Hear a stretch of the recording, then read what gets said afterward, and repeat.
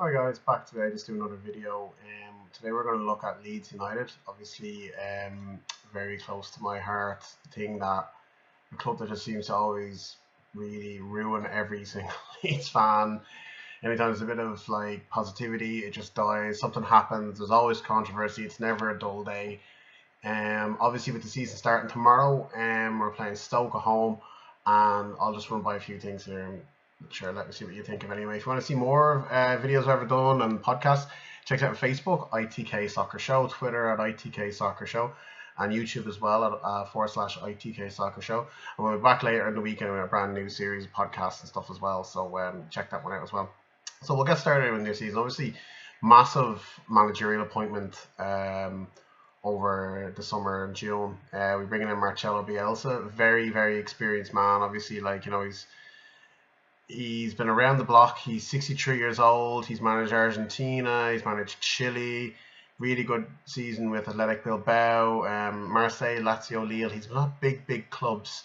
Very experienced, as I said. Pep Guardiola and Mr. Pochettino obviously owe a lot to him as well for the style of plays they have, their ethics of the game, the morals of the game. Obviously, two fantastic managers, two really guys who are getting maximum out of players, love coaching young players, gives you the chance. Really good. So obviously he is like a real good authority. I think it's the biggest appointment we've ever had. He's on the most money we've ever given a manager as well, instantly enough as well. He's comes with a bit of baggage. Obviously, he was at Argentina, had a really good career there, but didn't actually get out of the World Cup 2002 group stage. That was actually Sweden and England. He got out of that. Chile, he did well actually, 2010 World Cup. Went to Bilbao and was outstanding. Got to Europa League final. Beat Manchester United home and away, I think. They were outstanding. That's how I kind of got impression of him. He nearly got the Barcelona job, and Guardiola left actually as well. But obviously Marseille didn't really work out well there. Lazio only stayed for 2 days, and Lille he left only after a couple of months as well. So if you're talking about second managers not staying long in the job, he's at the right place, and it's either going to be brilliant or it's going to be absolute roller coaster of chaos, and he will be gone next month. I'd like to think that they're going to give him time. They've given him a 2-year contract. They put a lot of money into him, and obviously with his new three at the back formation, this 3-3-3-1 or something that he's hoping to play, it's going to be certainly different, and we're going to have to really see, because it's Leeds United. If he was managing another team, but geez, it's a brilliant appointment. Of course, it's a brilliant appointment, but it's Leeds United. It's not that simple. Something is going to go wrong. Something just doesn't feel right. It's the usual stuff. Maybe you say I'm pessimistic. I don't think I am. I've just been, to be honest, I'm been pretty truthful. I've just learned by my mistakes of being too optimistic and hyped about things, that unless we actually get promoted, then I'm still find an issue with it or something. So so that's Bielsa anyway. He comes in with a big reputation. The players who've come in with anyway, he definitely seems to have full authority of transfers and everything like that, which is good, to be fair to him. Like he brought out a few players in at the moment, 3 loanees, so Lewis Baker, Jamal Blackman, Jack Harrison. They're good signings. And they've also bought Barry Douglas and Patrick Bamford in as permanent signings. Now, Barry Douglas, obviously, unbelievable signing this was. About 3 million. Absolute bargain of the season, the championship, to be honest. No one's going to get a better deal than that. Left back of the season last year. Played wing back, which is perfect, as I mentioned, with the 3 at the back for Leeds. He's going to be providing the width on the left-hand side. Ayling on the right-hand side. Really look forward to that. That's going to be outstanding to see. Ayling was excellent in pre-season as well. Patrick Bamford, of course, scored 20-odd goals, got Middlesbrough promoted. He's bounced around a few Premier League clubs. Didn't have the best seasons last year, but he finished very strongly. I remember he got 9 and 12 or something in his last couple of games. Scored a hat-trick against ourselves. For what is it, 7 million rising up to 10, I don't think it's a bad punt considering the Vidra and Abel Hernandez deals. Glad we didn't get Vidra. Don't want a player like that in the team. Side before ourselves, as the club has, as I said. Now, obviously, we've got rid of a lot of people in the squad. We really have trimmed that down. Louis Coyle, Chibisky, Gross, Tyler Denton, Polly O'Connor, and Malik Wilkes all going on loan, and most recently Hadi Sakto gone to Las Palmas. So we've got rid of a lot of players on loan. A lot of guys are gone. Wiedwald, Lorgan, thank God. Antonson's gone. Luke Murphy's just gone to Bolton. He actually played today for Bolton. and they got a good result against West Brom. And Ronaldo Vieira, which was the most controversial one, to Sampdoria, roughly for 6-7 million. I'm not too sure about that one. I think he's got the potential to be a hell of a player. He's not going to be as good as Lewis Cook. That's still the big one that hurt me. But Vieira, he's physically so big and strong. He's had 5 managers since he's been at Leeds. I think, you know, what you expect, he's 20 years old. Tendonitis to his knee, done really well underage with England. So I think definitely he's a player who will get better, and I think it's a big gamble by the club. But they said today that they have to sell someone to balance the books, which is still odd because we have that Chris Wood money from last year, which was kind of blown. But that's what happens anyway in football, doesn't it? So the current squad, if you're looking at it, to be honest, we've got hell of a squad at the moment. Like, it's better than previous years, but we've also got a hell of crap in there as well. So if you look at the good players we do have, obviously we've got 2 good keepers now in Peacock Farrell and Blackman. I wasn't sure of the keepers at all last season coming in. I didn't rate Lonergan when we signed him, re-signed him, and Vito we never heard about, but much better there.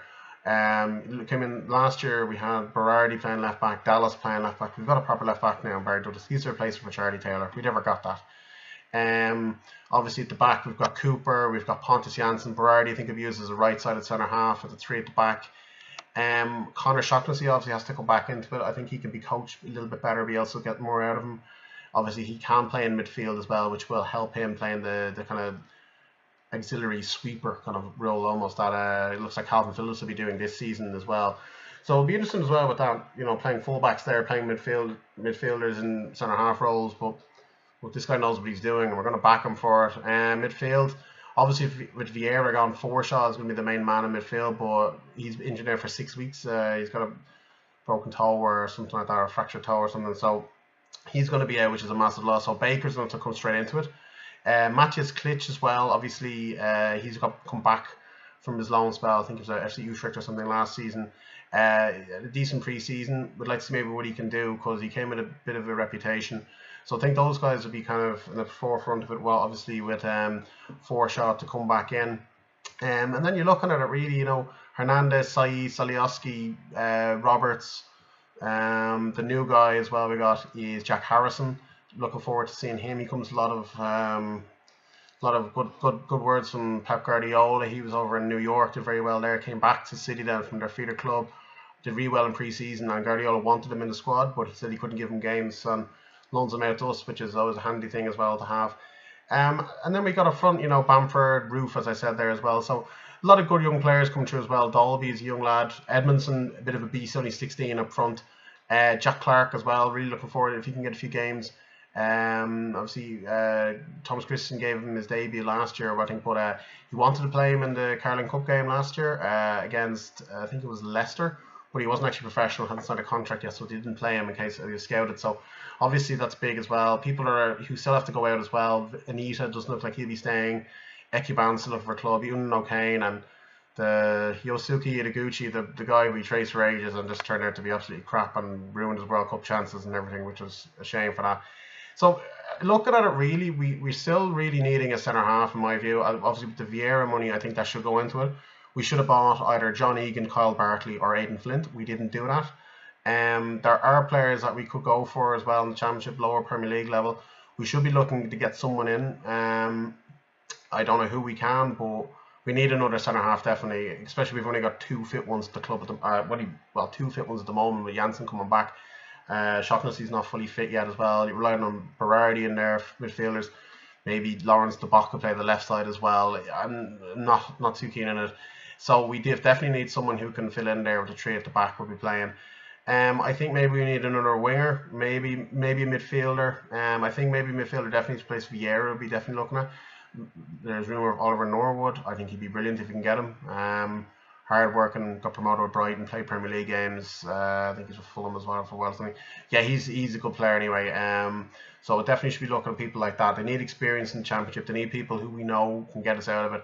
I don't care where they're from. I just want to see guys who we know can do this, because this team last year, a lot of fate's got into them again. It's the core of last year's squad. Now, to be fair, it is the best players last year. They've got rid of all the crap, but it's a hell of a lot of things to put on them, considering we finished 13th last year and 60 points.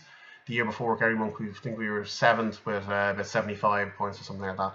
So, you know, to lose 15 odd points and the level of amount of red cards and goals we conceded and couldn't score goals at all last year, it was quite worrying, some of the performances, you know. So obviously Bielsa is sticking with these guys, giving them a massive boost of confidence to do it. But only time will tell. Again, it's one of those ones. We've got Stoke at home, we've got Derby away, Rotherham away, and another relegated team, Swansea away, and Norwich away. It's a tough start to the season. These players and Bielsa will probably get quickly the terms of it. I think going forward, there's no reason why we can't get into the top 6, but there's a lot of evidence there suggests that they won't. The main reason is really because I think we can. There's a lot of teams actually haven't strengthened properly. Middlesbrough have gone well, Forest have gone well. Obviously, the guys have come down, Stoke and all them done really well. But if you look around, Derby haven't really done much. They're under a bit of an embargo. Sheffield Wednesday are a bit of an embargo. Who else is there? There's a few big clubs like QPR. They always have a go. Villa, they're in trouble. There's so many clubs actually haven't spent any money. And if we've straightened a little bit, that sometimes that can go a long way. And obviously, us playing the long game the last couple of years have not put ourselves to that. And I fully behind that, fully behind that thing after what happened was 10, 15 years ago. So, will we get promoted? I don't think we will. But I think if we can get top 10 and threaten the playoffs for a lot of the season, I think that's a very good season. I think personally Stoke will win the league. I think they've spent the money. They've just gone with their parachute payments and they've gone and spent it. It is a very unfair system, to be honest. Once you come back down, you've got more money than anyone else. And nowadays the players can actually stay at the clubs because they can afford to keep them. Back when Leeds got relegated 15, 20 years ago, once you get relegated, your players are gone. You have to start from scratch. So I don't like the parachute payments. I don't like the way it works. It does just help the teams to bounce back up. Like look at Villa, I know they didn't go up, but like they're spending like 50 grand on players' wages. John Terry and there's crazy stuff. So yeah, I think the three to go up. I think Stoke will go up. I think West Brom will probably go up as well. Not that a bad result today, and I think Middlesbrough as well will probably go up. Don't like saying that, but I think Nottingham Forest will be in around there. Preston, Sheffield United, Brentford will probably be the three I think could be dark horses to get in. But again, you know, if we start well and the team click. We could do it anyway, but look, I'm behind the team 100%. I'm not behind the owner. I think he's doing a good job. Other people might disagree with me. I think he's doing a good job in there. There's a good feeling of just positivity in there always. It doesn't seem to be as mad and chaos as it was. Obviously, we need to improve on things. We need to keep getting good players in. And long-term strategy, which I think he does have. He's bought the stadium, he's sorting out the training ground, all that. He is doing stuff in the background. There is good work going on. We've got the best manager we probably ever had in the club since Don Revie. So, you know, you have to look at it like that. Anyway, I think that we will probably finish about 8th, but you never know. We could do it, and again, it all depends on Bielsa. We have to keep the manager at the end of the season. We can't start next season with a new manager. Every single season for the last 10 years, we started, since Simon Grayson's left, excuse me, we've started a new season with a new manager every time. It's just a disgrace. We can't keep doing it. Anyway, matches on tomorrow. I think it's at 4:30, and it's on Sky Sports, and obviously go and watch it, and it'll be tough. I think we might get a draw out of that. I think a draw is a good result as well. Anyway, so for more videos, podcasts, please just check me out on Facebook.com, ITK Soccer Show, Twitter at ITK Soccer Show, and same with YouTube. They're all there as well. But it's back later in the week with a brand new series as well coming to